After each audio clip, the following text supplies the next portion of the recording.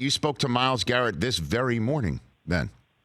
Yeah, so like I mentioned, I'm in Cleveland here for the Thursday night game, and I also do the Browns radio show the day after their games. And Myles and I have been friends since he was here as a rookie, and we had some great battles in training camp. And after I hurt my elbow, I wanted to try to help him out as much as I could because I could see what type of player and person he could be. And so I wanted to help him kind of think like an offensive lineman. So every week I'd give him scouting reports and talk to him about the tackles he was going to face. And you could just see how bad he felt this morning and talking to him, how he was so remorseful, and that as soon as almost that helmet swing was over and he was laying on the ground, he realized what he had done and how embarrassed he was for himself, for his team, for his family, for everybody around him. And I feel like he's ready to accept the consequences that the NFL just laid out with the indefinite suspension. Well, it's not just that, too, Joe. I mean, he's going to be public enemy number one for quite some time. And I laced into him, too. And I don't know him all that well. And that's not what I do. That's not why I sit in this chair. That's not how I operate.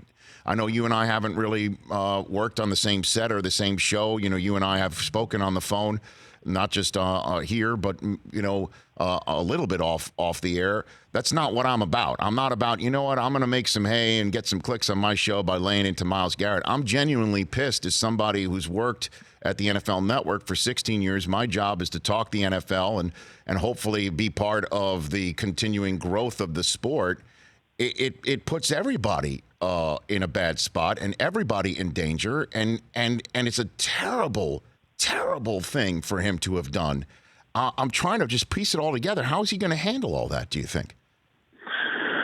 Well, he's struggling with it right now, obviously dealing with the repercussions, like I mentioned, for everybody in the NFL family, because in the end, we might be competitors on the field, but we're all brothers in this business together because you're getting traded, you're signing with new teams, you have friendships that cross across team lines. And when you do something like what Myles did yesterday, it's a bad look for everybody. And I think he's starting to understand the gravity of that situation. And unfortunately for him, I can stand here and say that's not who he is. That's out of character. Okay. People that know him can defend him and say that's not who he is. But that's who he was last night, and that's who people that don't know him see him as. And you know what? Your actions become who you are. And so until you change your actions, that's who you're going to be known as. And we can talk about what a great person he is and how this is really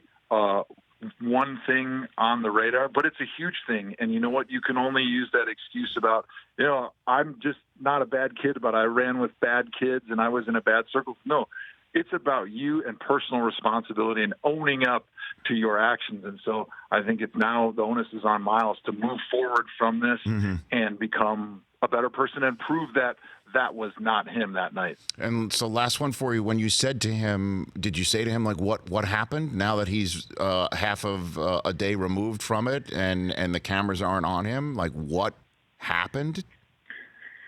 Yeah, he was just totally, I think, lost in the moment. Similar to what you heard from Marquise Pouncey, like you black out. I've been involved in, a few locker room type fights, training camp type fights, and you hear guys say that a lot. Like their rage and their anger gets so high, they're not even there. You look at them in the eyes, and there's nothing behind it. They're almost on autopilot, and I believe that's exactly what happened with Myles, but you can tell just from talking with him this morning that he cannot wait to move on beyond this and prove that was just an abomination and totally not who he was.